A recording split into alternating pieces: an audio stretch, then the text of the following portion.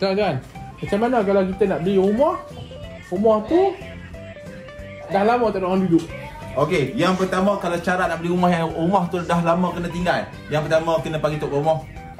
Untuk apa? Untuk buang sakar dalam rumah tu. Yang kedua, kenalah apply loan. Kalau kau nak apply loan, nak tahu kelayakan macam mana, kena semak kelayakan. Nak kena semak kelayakan, nak cari siapa? Carilah ejaran tanah. Saya ejaran tanah. Dia cari belakang cameraman tu. Dia tak ada guna.